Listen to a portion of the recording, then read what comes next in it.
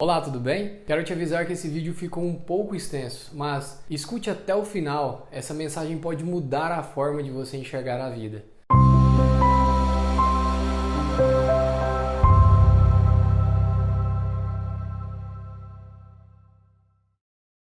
Estava aqui na internet lendo as notícias sobre o coronavírus. De acordo com o site da Microsoft, hoje, 4 de abril de 2020, já são mais de 1 milhão de casos e pelo menos 70 mil mortes. Todos nós estamos vendo o que essa pandemia tem nos causado nesses dias. Isolamento social, lojas fechadas, empregos sendo ameaçados, pessoas passando sérias dificuldades e por aí vai. E o motivo é óbvio, preservação da vida. Afinal de contas, ninguém quer contrair o vírus e correr o risco de ser mais uma das vítimas fatais. Um filósofo certa vez disse: "Para que preocupar-nos com a morte? A vida tem tantos problemas que temos de resolver primeiro." Isso foi dito por Confúcio, um pensador e filósofo chinês. Penso que se Confúcio tivesse vivido em tempos de coronavírus, mudaria sua forma de pensar. Ele entenderia que a morte é, sem dúvidas, o nosso maior problema. Raciocina comigo. Quais são os seus maiores problemas hoje? Arrumar um emprego, talvez? Perder alguns quilos na balança? Pode ser que você esteja passando por dificuldades no seu casamento, seus filhos não te respeitam, sua saúde não vai nada bem. A verdade é que nossa lista de problemas é extensa e nossos problemas são enormes. Mas o que pode ser pior do que a morte? A morte não é somente nosso maior problema, mas é um problema que nós mesmos não temos como resolvê-lo. Às vezes conseguimos adiá-lo, mas resolvê-lo nunca. Nenhum de nós diria: preciso escolher entre perder alguns quilos ou morrer, certo? Agora, e se eu te contar que existe ainda um problema maior do que a morte? Por que Jesus veio ao mundo? Para nos dar a vida, certo? Sim, para nos dar a vida, mas que vida? Por que ele não terminou a sua obra aqui neste mundo quando ressuscitou a Lázaro? Por que ele não disse: "Está consumado a obra que me deste a fazer", se o maior problema da humanidade havia sido resolvido naquele exato momento? Ele não disse: "Está consumado" naquele momento, pois nosso maior problema não é a morte. Jesus veio ao mundo para resolver o problema que nenhum de nós poderíamos resolver. Esse problema se chama pecado. O pecado nos separa de Deus e era necessário que alguém sofresse pelo nosso pecado, para que a ira de Deus fosse apaziguada, para que a justiça de Deus fosse satisfeita. Mas não podia ser qualquer um para morrer por nós, para intervir pela nossa causa. Era necessário que fosse um homem justo. Por isso lemos em 1 Pedro 3,18, "o justo pelos injustos", com o propósito de conduzir-nos a Deus. E ainda em 2 Coríntios 5:21 lemos: "Aquele que não conheceu o pecado, o fez pecado por nós, para que nele fôssemos feitos justiça de Deus." Certa vez juntaram-se milhares de pessoas para ouvir Jesus e ele disse: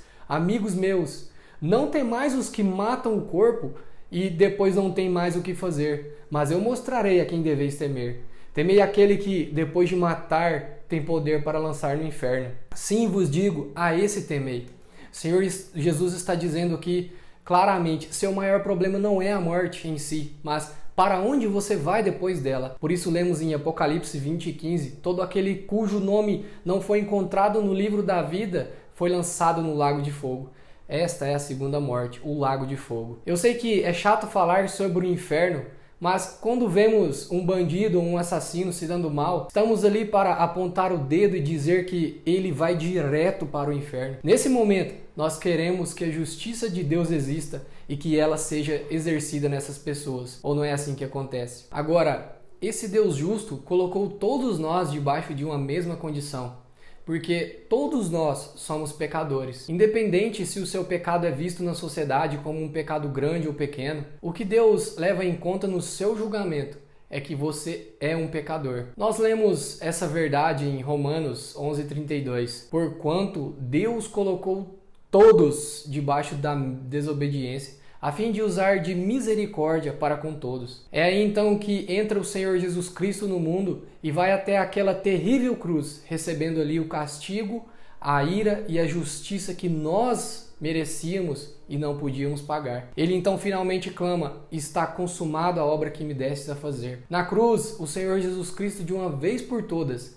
resolveu o nosso maior problema. Ele ali morreu por nós, para que nós não ficássemos mortos eternamente. É por isso que ele disse: "Eu sou o caminho, a verdade e a vida." Ele não ficou morto, mas ressuscitou o terceiro dia e nos deixou uma promessa muito solene.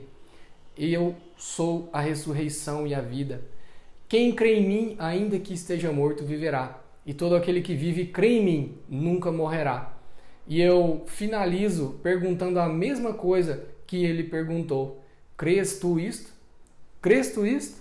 Peça misericórdia a Deus. Diga para ele em oração: eu creio, Senhor, que és o Filho de Deus, que morreu por meus pecados e ressuscitou ao terceiro dia.